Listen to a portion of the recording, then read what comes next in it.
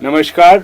Braj vision के नए episode में आज हम चर्चा करेंगे श्रीमती अनीता देवी से, जो एक युवा सोशल एक्टिविस्ट हैं और कोरोना काल में उन्होंने बहुत अच्छा कार्य किया था। सेवला जाट में रहती हैं। आगरा की एक महत्वपूर्ण कॉलोनी है या गांव कह लीजिए।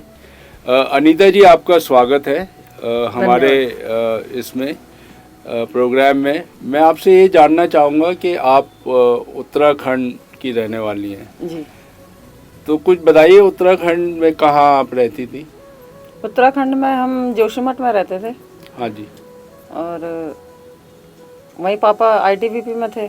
अच्छा।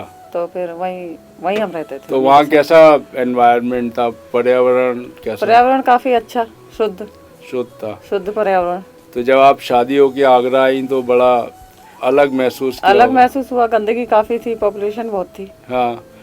और जहाँ आप अभी रहती हैं सेवला जाट, वहीं आप शुरू में रहती थी या कहीं और शादी होके आई थी? नहीं, हम यहीं रहते थे, सेवला यहीं रहते थे। हाँ सेवला जाट में। तो आपका कॉलेज स्कूलिंग कहाँ पर हुई? आईटीबीपी का कोई स्कूल था उत्तराखंड में या आपने कोई दूसरे स्कूल में पढ़ा? हमने वहाँ राजकीय कन्या इंटर कॉलेज जोशीमठ। हाँ जी, वहाँ आपने पढ़ाई की? हाँ जी, वहीं पढ़ाई। और उसके बाद आप शादी हो गई। कितने साल आप आगरा में हैं? मुझे 22 साल हो गए आगरा में रहते हुए।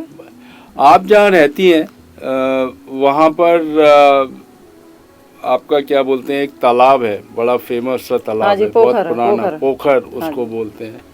उसके बारे में आप बताइए, क्योंकि आपने इसके लिए काफ़ी आवाज़ भी उठाई है कि पोखर में वो मतलब वहाँ की स्थिति इतनी ख़राब है पोखर की कि वहाँ के बहुत जनजीवन अस्त व्यस्त, बहुत बुरा हाल है वहाँ का।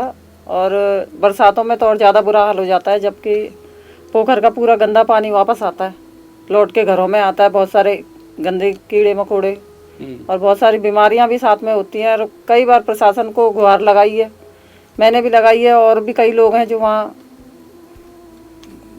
उसके लिए मतलब प्रयास कर रहे हैं कि बाउंड्री वॉल हो जाए। नहीं, आपका जो पार्षद है वो उसने कुछ कार्रवाई नहीं की?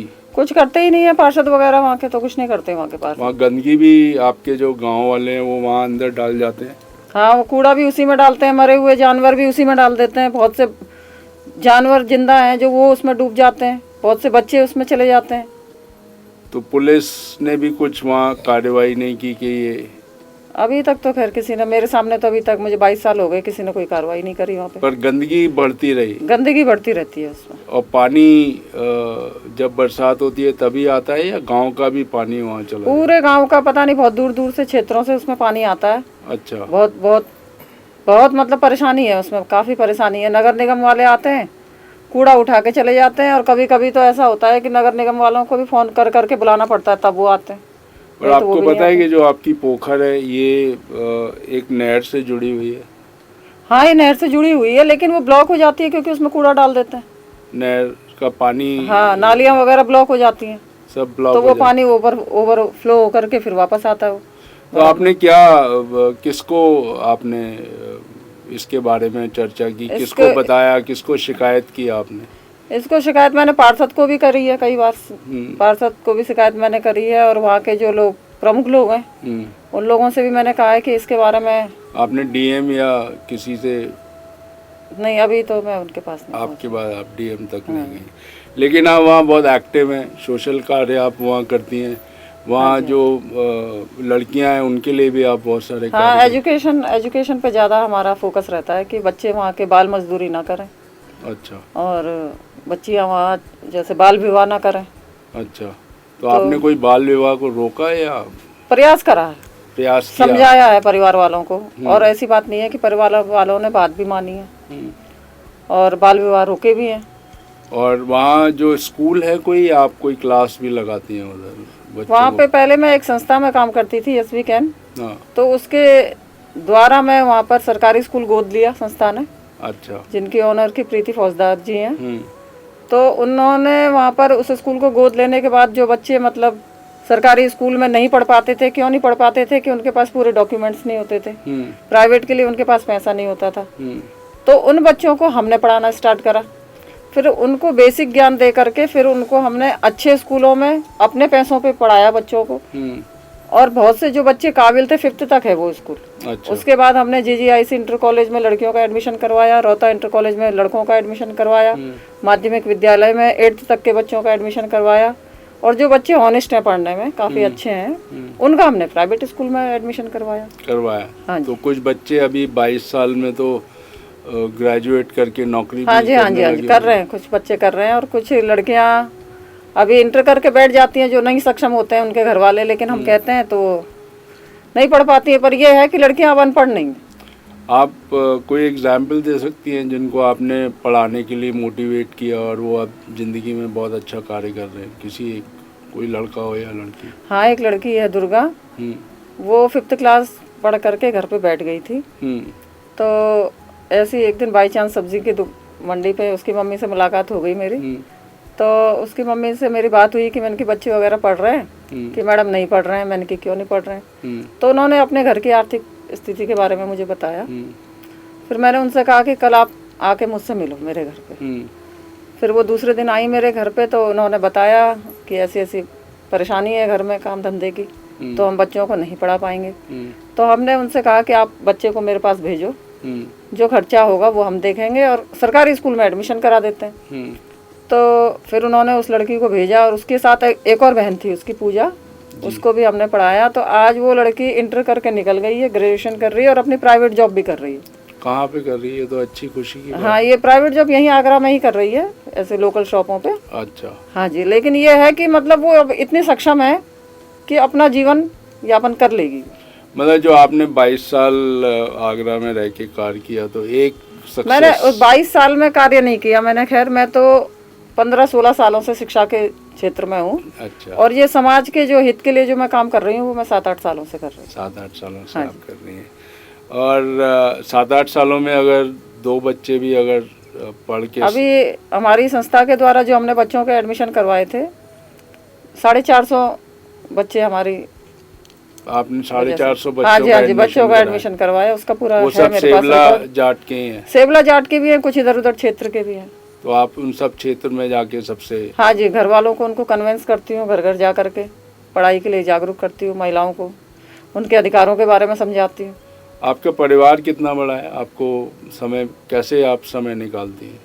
परिवार तो ऐसा है कि बच्चे मेरे 2 हैं, एक बेटी एक बेटा है। हाँ। बेटा ग्रेजुएशन कर रहा है और बेटी मेरी अभी गवर्नमेंट जॉब में लगी है, CISF में। अच्छा, अरे तो बहुत अच्छी बात है। और हस्बैंड हमारे बैग का काम करते हैं। तो फिर फ्री टाइम में मैं ये सोचती हूँ कि क्या करें, घर पे बैठ के तो कुछ समाज के लिए किया जाए। आप ये बताइए, जो आपकी डॉटर CISF में लगी तो उसने क्या तैयारी की, आपने क्या मदद किया? मदद तो काफ़ी परेशानियाँ आई, लेकिन लड़की मेहनती थी और घर पे ही रह के उसने मोबाइल के द्वारा ऑनलाइन क्लासेस अटेंड करी। हाँ जी, और अपनी मेहनत से बच्ची ने। तो आप समाज में रहती हैं, वहाँ और लड़कियों को आप मोटिवेट करेंगी कि? हाँ, और बहुत बच्चे हुए हैं उससे मोटिवेट हुए हैं मोटिवेट। हाँ, उनको मैं समझाती हूँ कि जब ये मेरी बेटी कर सकती है तो तुम क्यों नहीं। तो इसके लिए कुछ आपने, जैसे बहुत सारे स्कूल ऑर्गेनाइजेशन है जो बच्चों को ट्रेन करती हैं फौज में जाने के लिए या पैरामिलिट्री फोर्सेस में, वहाँ भी आपने कुछ? अभी वहाँ तक तो नहीं हुआ। वहाँ तक आप नहीं पहुँचे? अभी वहाँ तक नहीं पहुँचे। लेकिन मैंने सुना है आपने कोरोना काल में बहुत अच्छा कार्य किया। हाँ, कोरोना काल में तो काफ़ी मदद करी, पुलिस प्रशासन के साथ में मिलके भी करी। हाँ। और राधा स्वामी सत्संग जी हैं, हाँ। वहाँ से भी उन लोगों से भी खाना वाना मंगवाया। हाँ। और खुद अपनी तरफ से भी आपने कंट्रीब्यूट किया। हाँ, और बहुत से लोगों ने संस्था को दिया जो हमारी मैडम। आप ये बात करनी है यस वी कैन? हाँ जी, हाँ जी, yes we can. Yes we can संस्था की आप कर्मठ कार्यकर्ता हाँ जी, ऐसा कह सकते हैं आप। तो जो उनकी जो प्रीति फौजदार जी हैं, हाँ वो आपको पूरा मदद? हाँ जी, हाँ जी, वो भी एक अच्छी समाज सेवी हैं, वो फुल सपोर्ट करती हैं। तो वो आपके घर के पास ही रहती हैं? नहीं, वो रहती नहीं है, वो आर्मी में है एक्चुअली, उनके जो हस्बैंड है। हाँ जी, अच्छा। वो आर्मी में है, तो वो बाहर कश्मीर में रहती हैं, तो हमारा फ़ोन से ही कांटेक्ट होता रहता है। अच्छा, ये तो बहुत अच्छी बात है कि आपने कुछ कोरोना काल का कुछ एक्सपीरियंस आप बताइए कि आप? कोरोना काल का एक्सपीरियंस ये देखा कि उस समय अगर इंसान के काम नहीं आता तो जिंदगी बहुत कठिन थी। और उस समय सभी चीज़ तो बंद हो गई थी, हम्म, खासकर उस टाइम पे बेटियों को और महिलाओं को ज़्यादा दिक्कत हुई थी। हम्म, और बस यही कहना चाहूँगी कि ऐसा समय दोबारा नहीं आए, ये समय काफ़ी कठिन था। आपने इस काल में कुछ महिलाओं के लिए सैनिटरी नैपकिन हाँ जी, का हाँ जी, भी सैनिटरी नैपकिन का भी हमने वो किया था। और हम जहाँ पे कोरोना पेशेंट थे, क्वारंटाइन किए हुए थे, मैं वहाँ भी गई थी। अच्छा। हाँ, मैं क्वारंटाइन वहाँ भी गई थी और वहाँ उन लोगों की परेशानियाँ सुनी हम्म, कि उनको क्या परेशानी है। तो काफ़ी हद तक उनकी परेशानियों का समाधान भी करा। जैसे उनको किसी को मोर्टीन की ज़रूरत थी कि मच्छर खाते हैं, वहाँ पर नहीं जा पाती सुविधा उनके लिए, तो वो चीज़ का हमने उनके लिए इंतज़ाम किया। और आगरा कैंट पे भी एक वो लगा करके पानी के पाउच, खाने पीने के सामान, जो रेल यात्री वगैरह आ रहे थे तो उनको हमने बांटते गए। और मास्क बनवाए थे हमने 40,000 मास्क आपने बनवाए थे? महिलाओं को रोजगार दिया था कोरोना काल आपने में दिया संस्था था? के द्वारा। संस्था के द्वारा सेवला जाट में भी हाँ कुछ जी, हाँ जी, सेवला जाब में लोगों के पास मशीनें हैं वहाँ मशीनें हैं, तो फिर घर बैठ के उनको थोड़ा सा ये है कि कोरोना काल में उनको बहुत आर्थिक सहायता मिली उस चीज़ से। पर? अच्छा, अभी ये कंटिन्यू है या नहीं, बंद अभी हो तो खैर बंद है, लेकिन उस टाइम तो था गया? उस टाइम था जी। तो आपकी कितनी बड़ी टीम है जो संस्था आपके साथ कार्य करती है? टीम है हम लोगों की 10-15 लोगों की टीम है। वो सब आपके आसपास ही रहते हैं हाँ, या दूर दूर रहते हैं, कुछ आसपास भी रहते हैं, कुछ दूर दूर भी रहते हैं। कुछ दूर दूर हाँ भी जी। रहते हैं? लेकिन ये मेरे को ये जान के बहुत खुशी हुई कि आपकी डॉटर CISF में पहुंची। ये बहुत बड़ा मोटिवेशन फैक्टर होगा आपके, जो जहाँ आप रहती हैं वहाँ की यंग लड़कियों। आपने कहा कि 450 बच्चों का आपने एडमिशन कराया, तो उसमें लड़कियाँ कितनी होंगी? उसमें लड़कियों की स्ट्रेंथ ज़्यादा है, 200-250। वो सब सेवला जाट की हैं जो? सेवला जाट की भी है, कुछ नैनारे की हैं, कुछ परसोती के नगला की हैं, कुछ देवरी रोड की हैं, कुछ गोपालपुरा की हैं। काफ़ी मतलब जुड़ी हुई हैं बस्तियाँ एक दूसरे से, तो अच्छा, मालूम पड़ता है कि वहाँ मैडम एडमिशन करवा देती हैं। मतलब आप इस नाम से फेमस है कि है, मैडम हाँ, मैडम एडमिशन करा देती है, फेमस है। उनकी मम्मियों के साथ बच्चियाँ आएंगी घर पे सुबह सुबह ही, अच्छा, मैडम एडमिशन करवा दो, एडमिशन करवा दो। मतलब आपको लगता है कि आपकी मुहिम से जो प्रधानमंत्री जी का बेटी पढ़ाओ बेटी बचाओ, हाँ, बेटी बचाओ बेटी पढ़ाओ, तो ये मुहिम थोड़े से अपने स्तर से, छोटे स्तर से शुरू कर रही हो, देखो कहाँ तक पहुँचता है। पर हमने सुना है कि आप जो समाज सेवा के साथ आप इलेक्शन भी लड़ना चाहती हैं, और आगे जाके, क्योंकि बिना इलेक्शन लड़े बहुत सारी चेंजेस नहीं आते हैं। मैं भले ही पार्षद का हो, हाँ, वो या तो भले ही आपका ग्राम प्रधानी का हो, इलेक्शन तो इलेक्शन ही है। इलेक्शन लड़ने का सोचा तो है, हाँ, सोचा तो है इलेक्शन लड़ने का, लेकिन अब देखो। नहीं, सफलता मिलेगी जो अच्छे आप कार्य कर रहे हैं। आप इतने साल से ब्रज में रह रही हैं जी। तो आप क्या सोचती हैं कि ब्रज कैसा होना चाहिए? क्योंकि आपका बैकग्राउंड, आपका जो बचपना है वो बचपन और कॉलेज तक, शादी तक आप उत्तराखंड में रही। जी। तो ब्रज जब आप आ गई हैं, ब्रज आपका घर हो गया है, तो ब्रज को आपका क्या विजन है आपका ब्रज? यही कि थोड़ा सा यहाँ साफ सफाई हो, कल्चर, सबसे अच्छा कल्चर ये होना चाहिए कि ये झूठ वगैरह, झूठ चोरी चकारी, झूठ वगैरह, झूठ फरेबी नहीं। बच्चों को शिक्षा दें, जितना शिक्षा में आगे होंगे तो उतना बुद्धि का उनका विकास होगा। जितना विकास होगा उसी स्तर पे वो काम करेंगे, तो अपने आसपास साफ सफाई भी रखेंगे, अपने परिवार को अच्छे से पालेंगे। और पानी का वहाँ पे संरक्षण हो, पानी हो, क्योंकि आगरा में पानी की बड़ी शॉर्टेज है। पानी हो तो, लेकिन वो पानी ऐसा होना चाहिए कि वो घरों में नहीं आए वापस, गंदा नहीं हो वो पानी। पानी हो तो साफ हो, वो यूज़ में भी आए पानी। अब उसमें आपने कूड़ा डाल दिया, गंदगी डाल दी, और वही पानी बरसातों में घर पे आ रहा बीमारियों के साथ, तो वो सही नहीं, वो नहीं होना वो नहीं चाहिए। होना। लेकिन आप चाहती हैं कि तालाब रहे, साफ सुथरा है, क्योंकि तालाब रहेगा तो जो ग्राउंड वाटर है उसका भी लेवल ऊपर आएगा। हाँ जी, हाँ जी। तो आप ये चाहती हैं? हाँ, ये भी चाहते हैं। अगर ऐसा हो जाए तो ये तो और अच्छी बात है। अच्छी बात है। आप कोई मैसेज देना चाहें जो युवा, खासकर लड़कियों को? खासकर लड़कियों को सबसे पहले तो ये लड़कियों को शिक्षा और अपने अधिकारों की जानकारी, जब वो जागरूक होंगी तब अपना जीवन यापन कर पाएंगी, और जागरूकता के लिए ज़रूरी है शिक्षा। तो मेरा कहने का मतलब ये है, और सबसे मतलब मेरा मुद्दा यही है कि बेटियां पढ़ें, पढ़ेंगी तब वो बढ़ेंगी।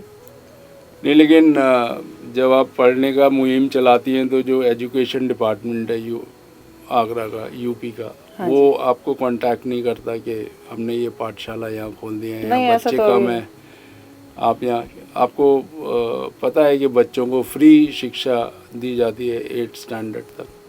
हाँ पता है, दी जाती है, लेकिन अभी तक मेरे पास ऐसा कोई फ़ोन वगैरह नहीं आया। नहीं आया, नहीं आपको आया। किसी ने कांटेक्ट नहीं किया?